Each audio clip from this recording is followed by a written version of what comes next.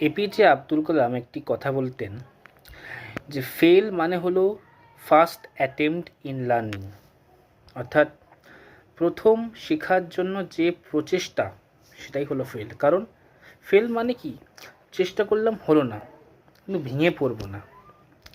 আমাদের বিভিন্ন পরীক্ষায় আমরা মাঝে মাঝে ফেল করি, সেই ফেল করে আমরা হয়তো ভেঙে পড়ি।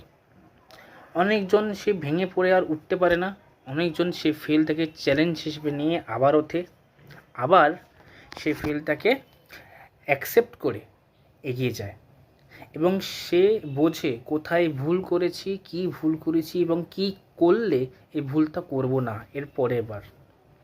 সেটাই হলো মেইন টপিক। ফেল সবাই করতে পারে। আজকে ইসরো চন্দ্রযান 2 ফেল করেছিল বলেই চন্দ্রযান 2 থেকে শিখেছিল কোথায় কোথায় ভুল ছিল, সেই ভুলগুলোকে ঠিক করে চন্দ্রযান 3টাকে আমরা সাকসেসফুলি করতে পেরেছি। নাসা হয়েছে ফেল না করে, এবং এই জিনিসটা আমি আমার জীবনে খুবভাবে অ্যাপ্লাই করেছি।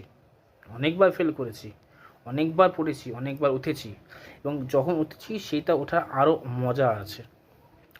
তো আরেকটা ইম্পর্ট্যান্ট জিনিস, ফেল করার পর না অ্যাকসেপ্ট করতে হবে ফেলটাকে। না আমি ফেল করিনি, আমি ফেল করতে পারি না, এই জিনিসটা ভুল জিনিস। ফেল সবাই করে। ফেলটাকে শিখুন, কি হয়েছে, কেন হয়েছে, সেইটাকে কিভাবে ঠিক করা যায়, কিভাবে কারেকশান করা যায়, এবং সেটা সাইলেন্টলিভাবে করুন, কাউকে জানাতে হবে না। তখন দেখবেন আপনাকে কেউ আটকাতে পারবে না।